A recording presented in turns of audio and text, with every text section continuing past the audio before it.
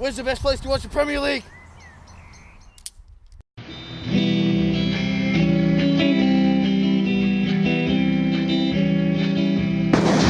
Sherlock Holmes is the only place to watch the Premier League in the city.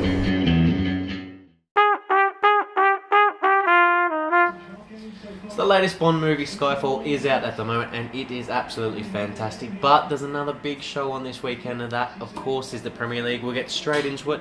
First up, Arsenal are hosting Swansea at the Emirates. Arsenal had a draw with Villa last weekend. They were probably happy to see a clean sheet, if nothing else, but otherwise would have been a bit disappointing. That one's at 2 a.m. this Sunday morning. They'll host Swansea at the Emirates. They should win 2-1. Then we see Fulham hosting Tottenham at the Craven Cottage, a lovely little stadium there by the Thames. Tottenham had a big 3-1 win over West Ham last week. Gareth Bale was on fire, whereas Fulham are among the top scoring teams in the league. That Brian Ruiz and Dimitar Berbatov are forming a really good partnership up front. But Fulham just not quite there in terms of getting wins every week. That'll probably be a draw 1-1. Then we see Liverpool host Southampton. Liverpool, they're a bit of an enigma this year. I don't know where they're quite at. Suarez, again, he's a great player, but the rest of the team are just a bit iffy. Stuart Downing is one of those players that constantly starts, and he's just... I don't think he's their standard quality. Southampton, on the other hand, have won the last 2 matches. They're moving off the foot of the table, and they're slowly but surely making a bit of a push, hopefully towards safety this season for their sake. That'll be a draw 1-1.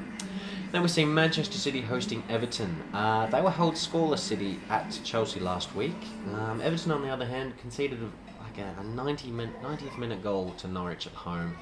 Maybe goalkeeper Tim Howard needs someone else to come in and give a bit of a kick up the backside with some competition. I'm not too sure.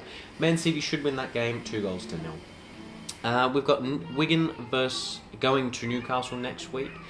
Newcastle are struggling a bit with injuries and the Europa League fixtures, which are sort of cluttering up their season. They're not anywhere near the team they were last season that saw them push and come so close to the top 4. Wigan, on the other hand, are still a good side this year. I reckon they're going to get a draw. That'll be 2-2 at St James's Park.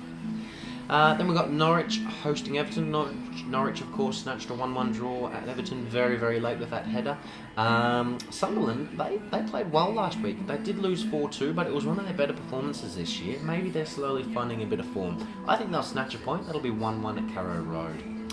Then we see QPR hosting Villa. QPR have a new manager in Harry Redknapp. He could have a big influence on that club. Apparently this is the furthest north he's ever managed a club in London there. And Villa, on the other hand, very plucky with a draw at Arsenal last week.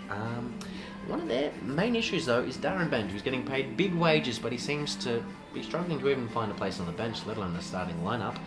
Maybe he could be off in January, I'm not too sure. Club like Liverpool may swoop for him. I think QPR will finally get their first win under Harry. That'll be 2-1. Then we see Reading hosting Man United at the Majeski Stadium. United continue to concede first in just about every match they seem to play this season. They were not convincing over QPR, even though they did eventually win 3-1. They're top of the table momentarily from last weekend. They should go to Reading and they should win 2-1. Then we see West Brom host Stoke. West Brom is sitting very nicely up in the top 4. Stoke, on the other hand, not bad this season. Charlie Adam is getting into good form. The manager's getting more and more pleased with him, but he wants to see him perhaps push a bit higher up into the pitch, be a bit more creative with Peter Crouch up front, and try and combine the two of them to score a few more goals. I think West Brom will keep going. They're in good form. They should win 2-1. And then our last match of the weekend sees West Ham host Chelsea.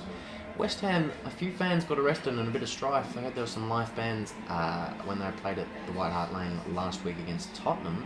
There were a few anti-Semitic chants and signs that were seen there, which is leaving a bit of a black mark on West Ham's supporters. Chelsea, on the other hand, have a new manager in Rafa Benitez after Di Matteo was sacked, and Benitez walked out at Stamford Bridge versus Man City last week and was resolutely booed by his own fans. Of course, he was a Liverpool manager not that long ago. The two clubs had quite a strong rivalry back then.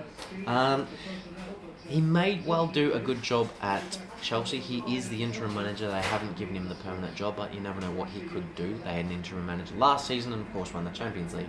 maybe he can get the best out of Fernando Torres. He did when he was at Liverpool. I'm not too sure. I think West Ham will probably get a point at home. They're not too bad a side. Andy Carroll got on the score sheet last week for the first time in a West Ham jersey. I think they'll draw Chelsea 1-1. And so that's us for another week. Thanks for watching, and all the best. Enjoy.